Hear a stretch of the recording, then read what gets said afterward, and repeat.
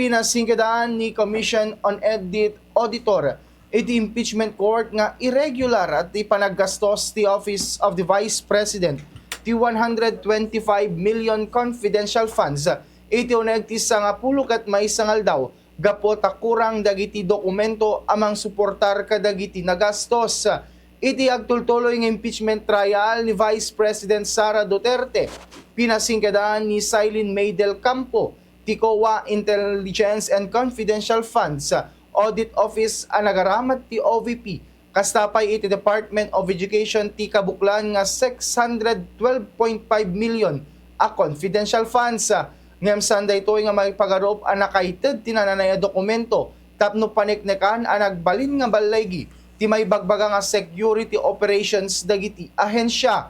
Sinaludsod ni Senator Judge Kiko Pangilinan ni Del Campo no apay nga masapul nga gas 20 OVP ti buo nga 125 million pesos iti o naglaeng ti sangapulo ket maisang aldawa.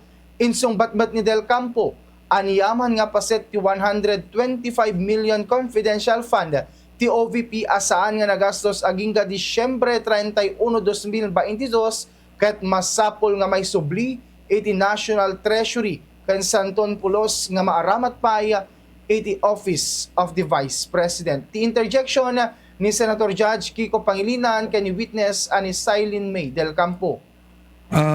Sa usapin nung December 21 to December 31, 2022 na ginastos yung 125 million.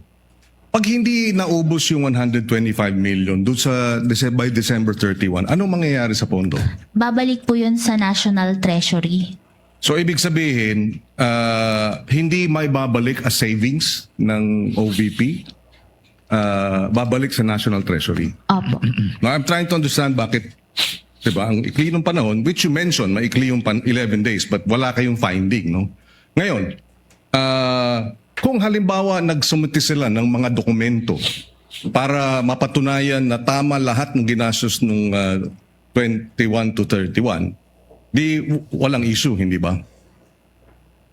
Kung nasubmit nila yung mga hinihiling ninyong additional documents. Yes po. Okay.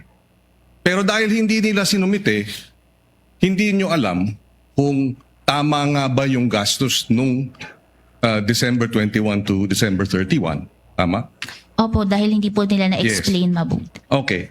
Of course, hindi nyo malalaman kung illegal o irregular, pero hindi nyo rin malalaman kung legal o regular.